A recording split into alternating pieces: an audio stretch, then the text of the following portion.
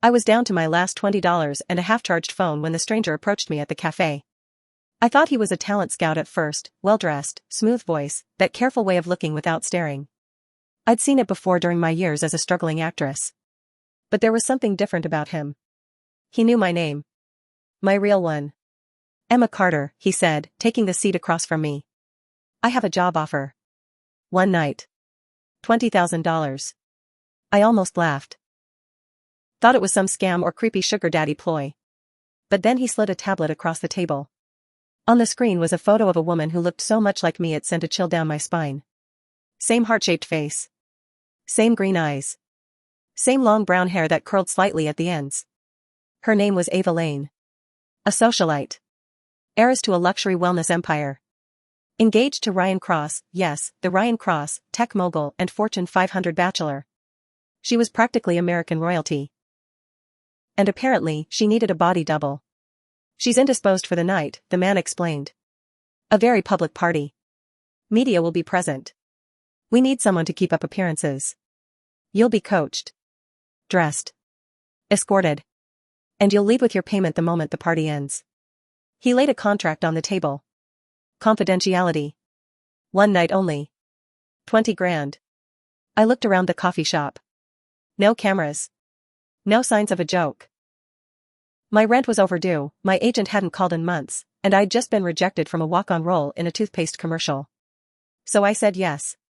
They took me to a private suite in a downtown hotel. A whole team waited, stylist, makeup artist, posture coach.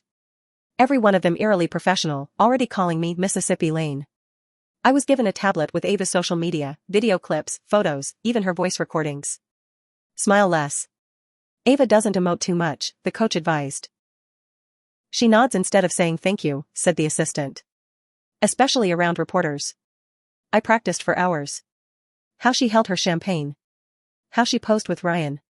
How she walked in heels I'd never afford in 5 lifetimes. And then they handed me a gown, the kind you only see on runways or royal weddings. Sleek silver, custom fit. I didn't even feel like myself anymore.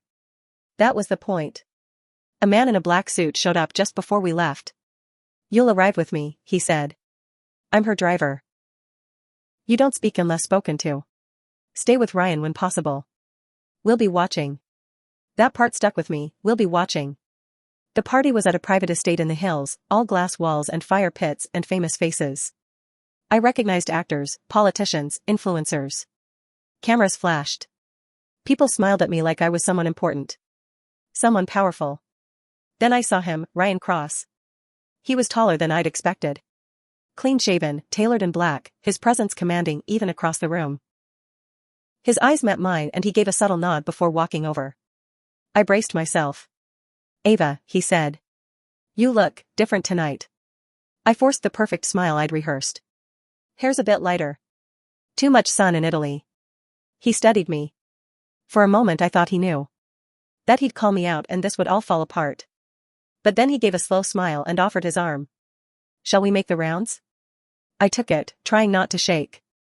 For hours, I floated through a world that wasn't mine. I danced. Laughed softly. Delivered a few icy remarks to people I was told Ava didn't like. Ryan played his part well, too, stoic but attentive.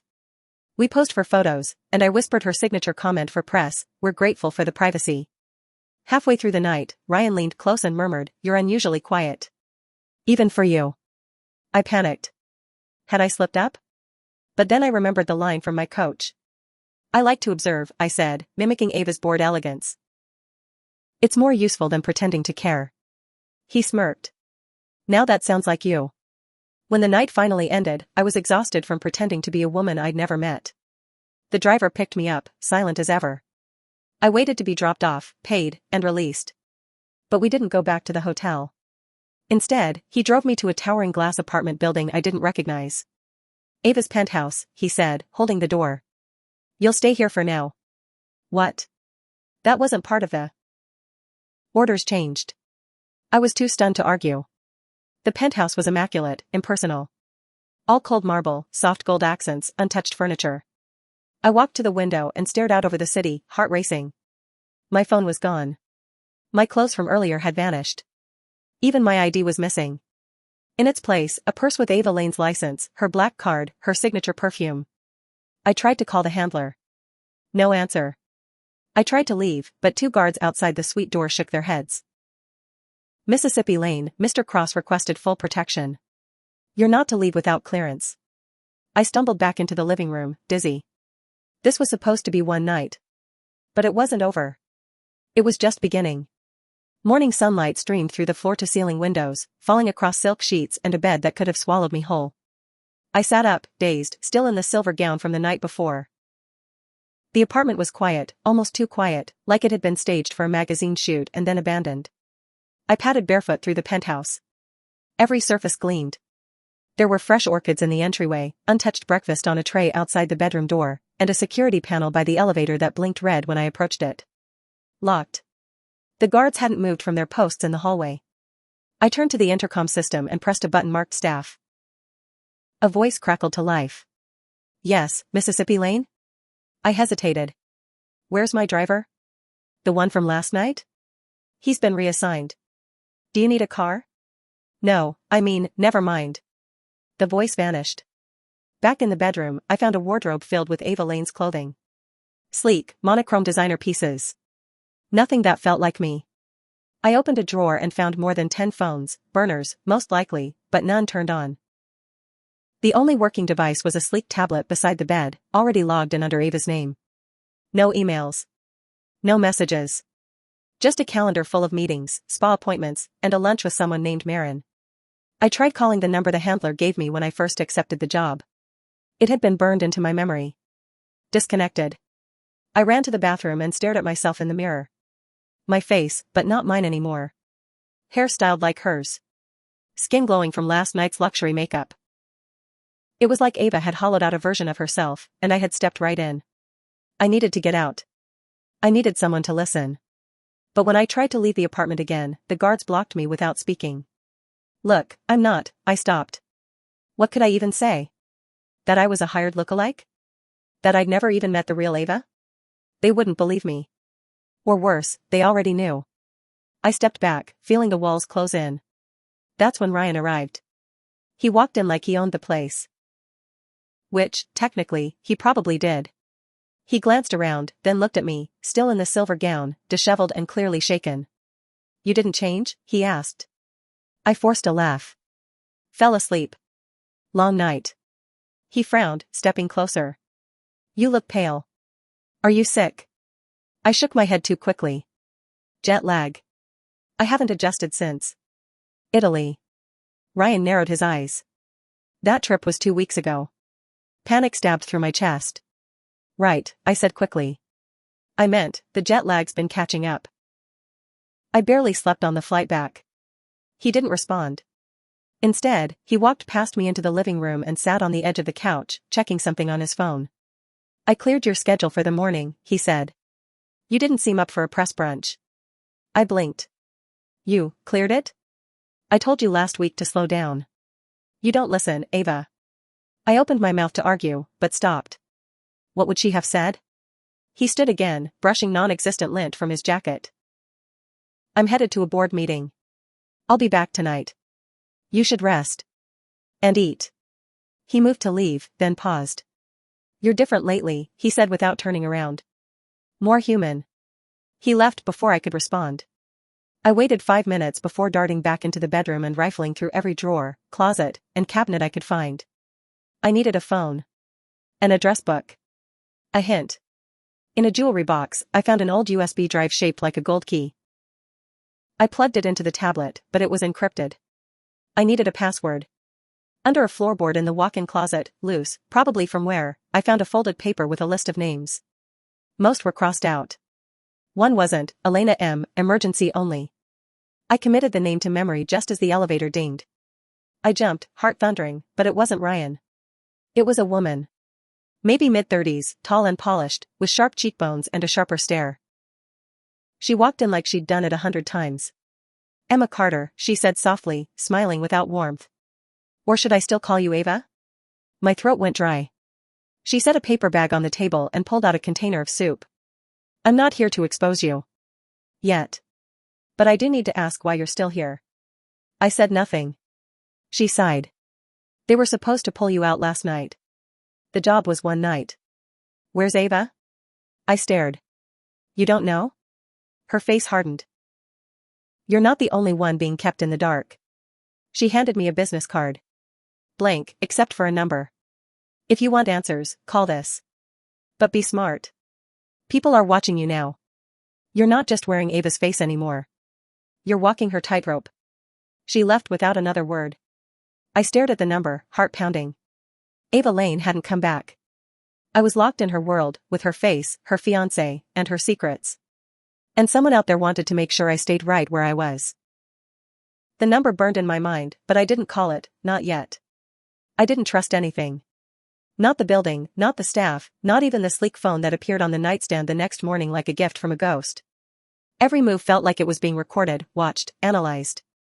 I slipped the card into a book and hid it beneath the sofa cushion. Later that day, Ryan took me to a lunch event at a museum his foundation had sponsored. I wore a black sheath dress, diamonds that weren't mine, and the same expression Ava wore in every photo, slightly bored, slightly powerful. He drove us himself this time, an armored Bentley humming through traffic. The silence between us was tense. You've been off, he said suddenly, eyes on the road. Different. My hands clenched in my lap. In a good way? His jaw tightened. In a weird way. I forced a small laugh. Maybe I'm evolving. Ryan didn't respond, but I caught the briefest twitch in his lip. Something between amusement and suspicion. The museum was full of the city's elite. Politicians, board members, donors. They all came up to us, shaking hands, sipping champagne. I had memorized Ava's social circle, but in person, they were more reptilian than human, shallow smiles, fake compliments, probing eyes. A woman in pearls leaned in close. You've been glowing lately, Ava. Is it the engagement, or the rumors? I tilted my head. What rumors? She laughed delicately. Oh, you know, about the boardroom power grab. Julian stepping down, and they say your fiancé might be taking over. Interesting timing, isn't it? I smiled politely. Timing is everything. Ryan didn't flinch, but when we got back in the car, he spoke before even turning the key. Don't talk to people about the board. Ever. I didn't apologize. I gave him Ava's signature shrug. Back at the penthouse, I returned to the hidden list of names I'd found under the floorboard. Most were first names only, with red check marks. One name, Elena M., was marked with a star. The rest felt like a list of threats or accomplices. I couldn't tell which. I typed Elena M. into the tablet's browser. After 30 minutes of digging, I found her. Elena Monroe. Former private tutor for the Langford family. She disappeared from Ava's life years ago. No social media. No contact info. Only a small note in a private school blog about her abrupt resignation, citing personal health reasons. I kept digging. The blog led me to an old foundation newsletter. A scanned photo showed Elena standing next to a 12-year-old Ava, awkward, guarded, even then. They looked nothing alike. Ava's smile was tight. Elena's was warm. It made me wonder who the real Ava had been, before she turned into the woman I'd been impersonating. That night, I found Ryan in the kitchen. He was drinking straight scotch, sleeves rolled up, no tie. It was the most relaxed I'd ever seen him. You don't usually come in here, I said, careful. He glanced at me. You don't usually talk to me like a human being. I sat across from him at the marble counter. Maybe I'm trying something new. He studied me for a long moment. You're softer lately. Less, rehearsed. I stirred my tea to avoid his gaze. Is that a problem? No. Just, different. He paused, swirling the ice in his glass. Then, out of nowhere, I don't think I ever loved her, you know. My breath caught. She's brilliant. Ruthless. People respect her. But she could slit someone's throat with a smile and forget about it 5 minutes later. And yet you're marrying her, I said quietly. He looked at me over his glass. Because love isn't the point. Legacy is. I wanted to ask what that meant, but he finished his drink and stood up. You should sleep. We have that art gala tomorrow. Wear the red one. When he left, I stayed at the counter, numb. I wasn't sure what scared me more, that he was falling for me, or that I was falling for the world Ava had built. The next day, I left the penthouse under the pretense of a facial appointment. The guards followed, but I slipped out a back hallway and took a cab to a diner in the Lower East Side. I used a stranger's phone at the counter to call the number on the card. A woman answered. Calm, clear, practiced. Emma? How do you know my name? I asked. Because I'm the one who recommended you. They used my old casting files. I flagged your profile 2 years ago, in case the Ava job came back. Why didn't you tell me this before? Because I thought you'd be pulled out after one night. We all did. Where is she? I asked. Where's the real Ava? A pause. That's the million-dollar question. You have to help me get out. I can't, she said. Not yet. You've stepped into something bigger than you realize. I lowered my voice. There's something wrong with this world. Ava, she was planning something. There's a list of names. Blackmail, maybe. Or leverage. The woman exhaled. That sounds like her. What was she planning? Total control. Over Ryan. Over his company. Over everyone who ever tried to keep her in a box. I swallowed. Did she vanish on purpose? Another pause. I think she might have. But now that you've become her, someone out there won't let you leave either. The line clicked dead. I returned to the penthouse that night with a different understanding. This wasn't just a case of mistaken identity. Ava hadn't vanished. She'd handed me her mask and walked away from the fire she built. And I was the one left inside it. The dream started that night. A silver room. A red dress. A glass shattering against marble as a woman screamed, but her mouth made no sound. I woke up drenched in sweat, unsure if it was my fear or Ava's. It was getting harder to tell the difference. I wandered through the penthouse, still in my robe, and found myself in her office. A pristine glass desk. Minimal clutter. But something had been moved. The gold USB drive. It had been in the jewelry box. Now it was on the desk, like someone wanted me to see it again. I tried plugging it into the tablet. Still encrypted. Then I remembered the sticky note in the kitchen drawer I'd dismissed as junk. It had a string of letters and numbers, lane 2190 VLT. I typed it in. The drive opened. Inside were hundreds of files. Voice recordings. Documents. Screenshots of emails. A spreadsheet named insurance with dozens of names, companies, scandals. I didn't recognize all the faces, but I knew enough to understand what it was. Ava had been collecting blackmail. There were voice notes, too. I clicked on one. If Ryan's father signs off on the merger without consulting me, I'll bury him. I have the photos. I have the accounts. They'll beg me to disappear. Another. The wedding is the key. Once we're married, the trust unlocks. And when it does, I won't need Ryan. I'll own everything. My stomach twisted. This wasn't a socialite's vanity project. It was a long game. A trap. Ava hadn't been planning to marry Ryan for love, or even power through proximity. She'd been positioning herself to take the entire empire from under him and his family. And I was the one now walking into that legacy. When Ryan came home later, he looked like he'd aged 10 years in one day. They postponed the vote again, he said flatly, throwing his tie onto the table. My father's stalling. He doesn't trust you anymore. I stiffened. Me? I mean Ava, he corrected quickly. He thinks you're too volatile. I almost laughed. He has no idea. We sat in silence for a long moment. Then he looked at me, really looked. You're not like her, he said suddenly. At least, not entirely. I said nothing. She always had an edge. Cold. But lately you seem unsure. I'm tired, I said. That's all. He reached out, surprising both of us. His hand touched mine, light but warm. His voice dropped. Don't let them push you out. It hit me then, he didn't just suspect I was different. He preferred it. We were supposed to go to the Langford Foundation Gala that weekend. A black tie fundraiser with cameras everywhere and half the board of Crosstech in attendance. Ava's name was on every donor wall. Her father's legacy, they said. Except I found out that morning that Ava hadn't spoken to her father in over a year. That he was living in a psychiatric care home in Vermont, under a fake name. Another piece of the puzzle she'd buried. I was tired of guessing. So I decided to call Elena Monroe.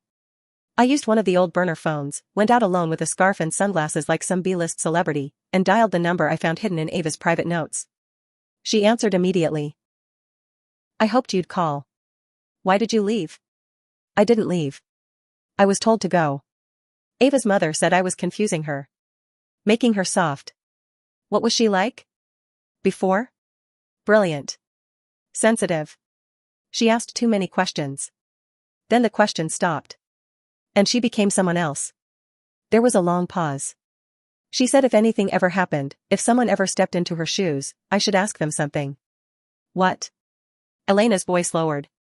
What color was the lake? I didn't understand. What does that mean? She said you'd know. But I didn't. I had no idea what it meant. I thanked her and hung up, head spinning. Later that night, I returned to Ava's tablet and searched for lake. One file came up. A video. It showed Ava, sitting by a dock, maybe 15 or 16, hair messy, eyes tired. She was talking into a camera. The lake wasn't blue. It was gray.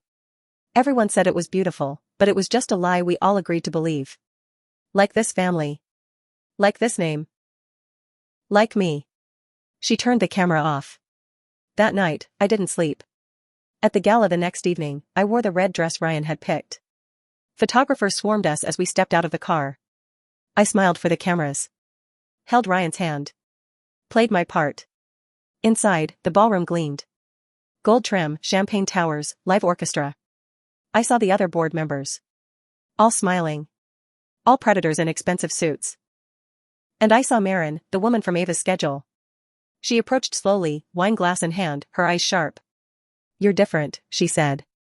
Is that on purpose, or are you slipping? Depends who's watching. Marin smiled. Careful. This world doesn't like when people change their masks mid-performance. I gave her Ava's most dangerous smirk. Maybe I'm writing a new script. Ryan joined us, slipping an arm around my waist. Is everything all right?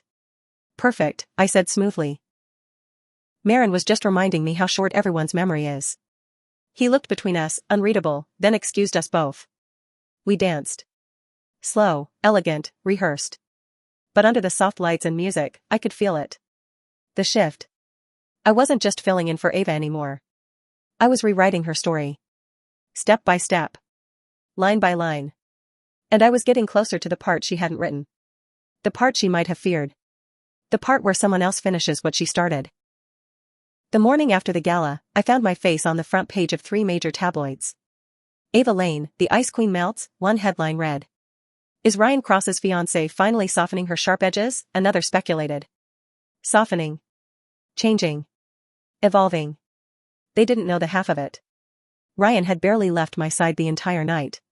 His arm around my waist, his lips brushing against my temple during photos, his smile, rare and real, directed at me when no one was looking.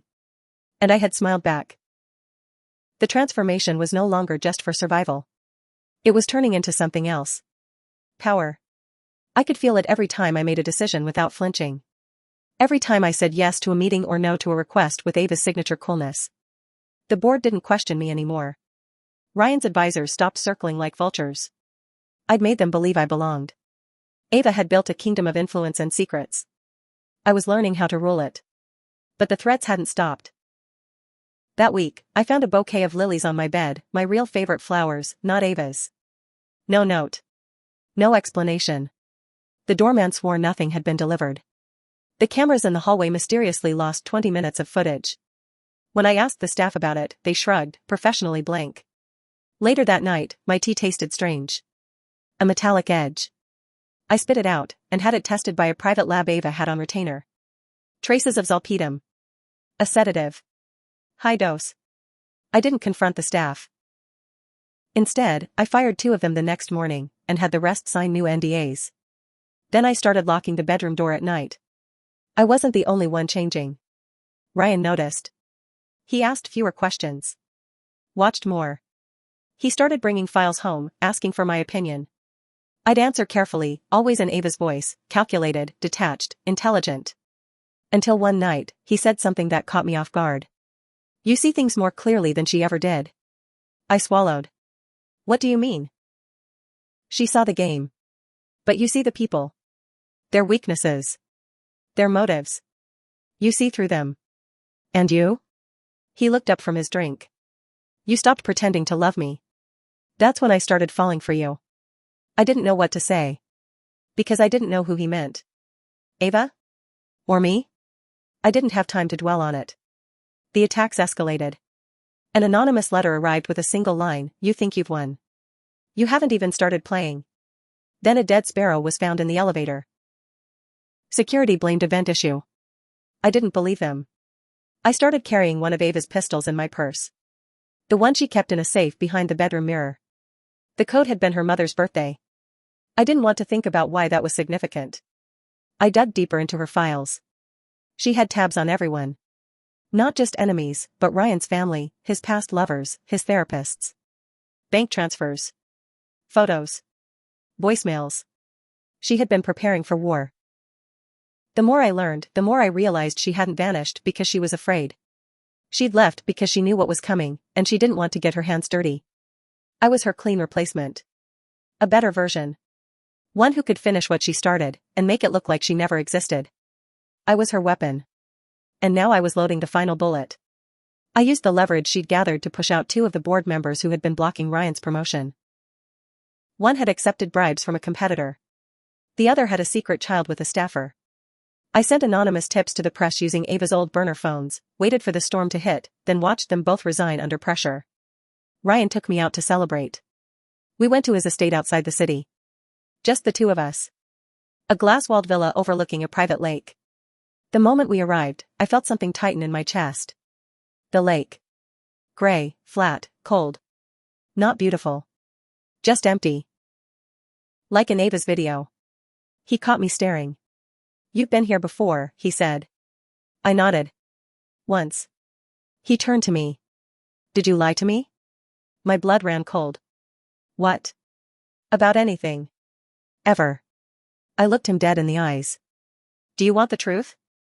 "Yes." "Then ask the right question." We stared at each other in silence. The wind off the lake moved through the trees like whispers. He didn't ask. He kissed me instead. It wasn't rehearsed. It wasn't strategy. It wasn't part of the plan. I kissed him back.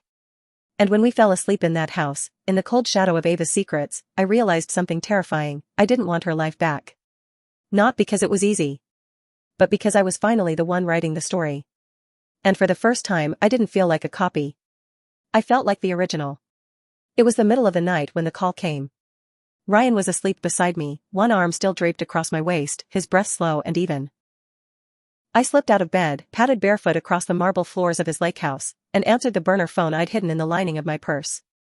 The voice on the other end was familiar, flat, dry, unreadable. "She's back," it said.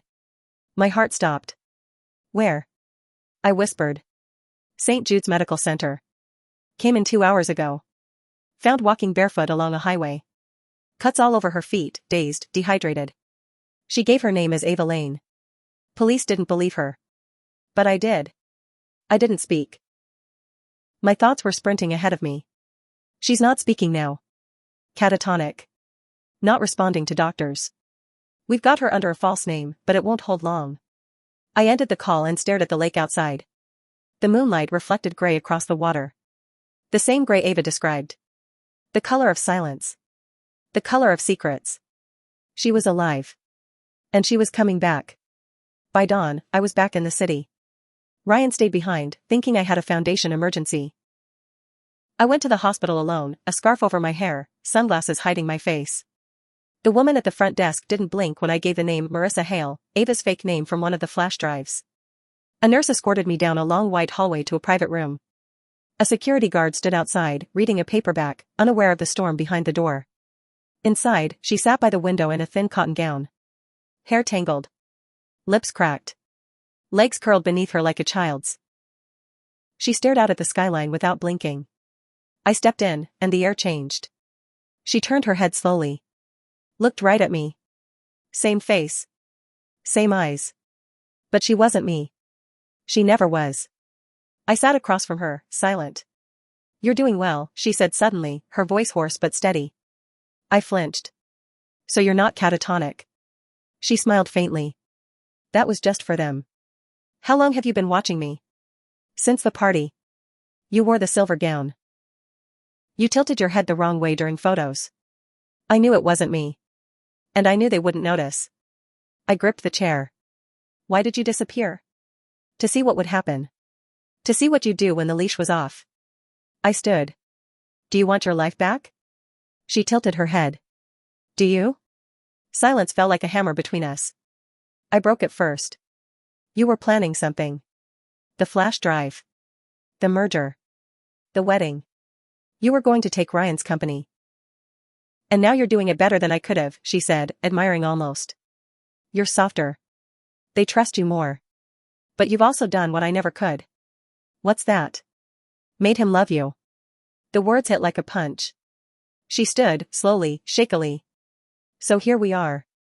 2 women. 1 life. 1 man. 1 empire. What happens next? I stepped closer. That depends on what you want. She smiled. I want to burn it all down. You included. I didn't flinch. Then you should have picked someone weaker. She leaned in. You're not me. You don't know what I've seen. What I've survived. Maybe not. But I know what you left behind. And I know how to use it. She straightened, a new sharpness behind her dull eyes. You think you've become me. But you haven't. You're just a ghost wearing a mask. Maybe, I said, turning toward the door. But I'm the ghost everyone listens to now. I left without looking back. That night, the first batch of photos hit the press. Grainy shots of me from years ago. Back when I was still Emma Carter. Community theater roles, low-budget commercials, a headshot with my real name watermarked across the bottom. The caption beneath one image read, "Who is Ava Lane, really?" The world was beginning to ask questions. I raced to control the damage. Hired new PR, replaced my entire security team. Threatened lawsuits against tabloids. Ryan was furious, at the media, at the world, not yet at me. He believed the narrative we spun. Deepfakes, identity theft, targeted harassment from jealous rivals. But I knew better. She was playing her first move. And I had no idea how far she was willing to go. The next day, a small gift box appeared on my pillow. Inside, a mirror. Cracked down the center. On the back, scrawled in sharp black ink, "Let's see who breaks first." I was no longer living in her shadow. She was in mine. But only one of us would keep the face. And only one of us would walk away with the crown. The press fallout wasn't enough to destroy me, but it rattled the walls of everything I'd built. Some reporters speculated it was identity theft. Others accused me of orchestrating the entire narrative for attention. Ryan shut down the gossip as best he could, threatening legal action, doubling down on my place by his side. He went on live TV and called it a coordinated attack by bitter enemies. But behind closed doors, he started looking at me differently. There were moments. Brief, piercing moments, when I caught him watching me like a stranger. When I answered too quickly, smiled a second too late, mispronounced the name of a board member Ava would have known by heart. Doubt crept into his voice when he asked where I'd been before we met. Or how I remembered summers in the south of France. I played along. Perfectly. Calmly. But I could feel the fracture forming. And she knew it. Ava didn't go back into hiding. She became bolder. More present. She was the one sending packages to my penthouse. The one texting the board with burner phones. She'd show up in brief glimpses, watching from a crowd, sitting at a cafe across the street, always disappearing before I could prove it. She wasn't reclaiming her life. She was trying to destroy it. Because I was doing it better than she ever did. The final blow came in the form of an anonymous tip sent to Ryan's inbox, a full dossier on Emma Carter. Real name. Birth certificate. Acting resume. Headshots. Medical records. A 6-page breakdown titled, "The Woman Sleeping in Your Bed." I came home that night to find Ryan in the dark, sitting by the fireplace with a folder in his lap. He didn't speak for a long time. "I didn't want it to be true," he said finally. "But it explains everything." I stood there, frozen. He looked up at me, eyes shadowed and cold. "Who are you?" I opened my mouth. Closed it. Then said the only honest thing I could. "I was supposed to be a one-night replacement. But she never came back. And you just took over?" "I didn't plan any of this. I was trapped. I couldn't leave." He rose slowly, stepping toward me. "You let me fall for you." I nodded. "Yes. You let me sleep beside you. Touch you. Trust you."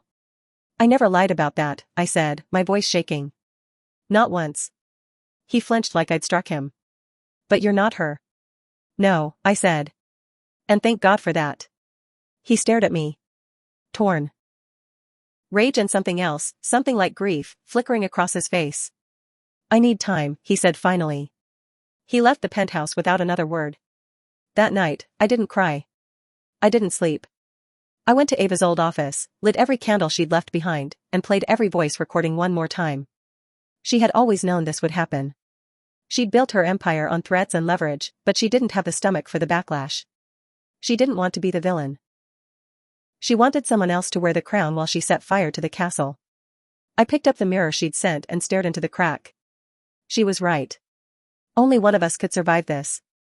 And it would be the one who finished the story, not the one who started it. The next morning, I sent out a press release inviting the media to an emergency press conference. Ryan showed up just before it started. He stood in the wings, arms crossed, face unreadable. I walked onto the stage wearing white. Ava's least favorite color. Cameras flashed. Thank you for being here, I began. There have been rumors. Accusations. Half-truths. But today, I want to give you the full story. I paused, looked directly into the lens. My name is Emma Carter. And for the last few months, I've been living as Ava Lane. Gasps. Shouting. Chaos. I waited for silence. I was hired to stand in for her. She never returned. And when I realized something darker was at play, I stayed. I uncovered things the world deserved to know. About this empire. About who was really pulling the strings. About who Ava Lane truly was. I pulled out a folder and placed it on the podium. In this file are documents, recordings, and evidence that show how Ava Lane manipulated board members, sabotaged competitors, and orchestrated a hostile takeover from within her own fiancé's company. She was brilliant. But she was also dangerous. More noise. More flashes. She's alive. And she's watching. And she's scared, because the person she left in her place didn't fail. She thrived. She changed things. She made it better. I looked toward Ryan. He didn't move. But he didn't look away. I'm not the woman you thought I was, I said. But I've become someone I'm proud of. And I won't disappear to make anyone else more comfortable. Then I stepped down. By the time I left the building, the world had split into two sides, those calling for my arrest, and those begging for interviews. That night, I returned to the penthouse alone. Until she walked in. No disguise. No shadows. Just Ava. Same cold stare. Same perfect posture. You're bold, she said, circling me like a vulture. I didn't think you had it in you. Then you never really saw me, I replied. She smiled, lips thin. You exposed me. Burned everything I built. And for what? Love? Control? For freedom, I said. From you. She leaned in, voice a whisper. You'll never be free of me. You walk through every door I opened. You use every weapon I forged. You are what I made you. I stepped closer, inches from her face. You may have made me, I whispered. But I'm the one who survived. She didn't respond. She turned and walked out. For the last time. And I let her go. Because I didn't need to wear her mask anymore. I had already become something else. Something stronger. And this time I wasn't pretending. The fallout was immediate and brutal. News outlets dissected every second of my press conference, playing it on repeat like it was a scene from a courtroom drama. Some praised me as a whistleblower. Others called me a con artist in couture. The truth, as always, lived somewhere in between. Ryan went dark. 4 days. His phone off. No messages. No word from his staff. The board of Crosstech postponed the shareholder vote again, citing leadership instability. Investors panicked. Analysts speculated whether I'd be arrested, deported, or paraded as a bold new face of corporate transparency. I did none of those things. I stayed exactly where I was, at the top of the tower Ava had built and I had reforged. Because power doesn't flee. Power waits. The first person to come to me wasn't Ryan. It was Ava's mother. She swept into the penthouse in a high-collared black coat, no apology, no pretense. She looked me up and down as if evaluating the worth of the woman her daughter had chosen as her proxy, and her rival. You're braver than I expected, she said, sitting without being invited. I didn't expect anything from you, I replied. Her smile was cold. Good. Ava never did either. She placed a small envelope on the table between us. This was left for you. I found it in her storage unit. I doubt she ever meant to give it to you. Inside the envelope was a photo. Ava. Younger. Sitting on a dock by the gray lake. Hair windblown. Eyes guarded. And written on the back, in looping handwriting, if she finishes what I couldn't, don't stop her. No signature. No explanation. Just a strange kind of passing of the torch. When her mother left, I burned the photo. Not out of hatred. Out of necessity. Ava's story had ended. Mine had just begun. On the 5th day, Ryan returned. I was standing in the penthouse garden. Ava's forgotten rooftop project, now something I had brought back to life. Real plants. Real color. Real roots. He looked thinner. Tired. But his eyes still carried weight. You didn't lie, he said, voice rough. I didn't tell the truth either, I replied. I didn't love her, he said. I thought I did. But she was a ghost. I loved the power she offered me. The partnership. And now? I want something real. Even if it started as a lie. He stepped closer. Took my hand. Do you still want this? I thought of the girl I used to be. The actress desperate for rent money. The woman who stood in someone else's heels for a night and accidentally inherited an empire. I thought of the mornings I woke up afraid, and the nights I fell asleep with a gun under my pillow. And I thought of the version of myself standing here now, calm, sure, entirely made of her own decisions. I don't want her life, I said quietly. I want mine. And mine begins here. So I kissed him. Not as Ava. Not as Emma pretending. But as the woman who had survived both versions. We married quietly. A press statement was released, but the ceremony was private. No gowns, no photographers. Just a garden, a gray sky, and a vow to build something that wasn't borrowed or stolen. The board eventually stabilized. I took an official seat. Ava had owned enough shares to guarantee it. I used her leverage not to destroy people, but to change them. The foundation was restructured. Funds were redirected to causes Ava only pretended to care about. I even visited Elena Monroe. Not as a student. But as someone who had once been lost and no longer was. You're not her, Elena said. I know, I replied. She would have burned the house down. I built a better one instead. We sat together in silence, watching the light shift across the floor. Weeks passed. Then months. The last I heard of Ava Lane was a whispered rumor in a Paris nightclub. A woman with her face and a new name. A quieter life. Still watching from the corners. I hope she saw what I made. Because I didn't erase her legacy. I replaced it. Brick by brick. Smile by smile. Secret by secret. And when people ask who I am now, I don't hesitate. I tell them I'm the woman who was hired to play a role. And ended up rewriting the entire script.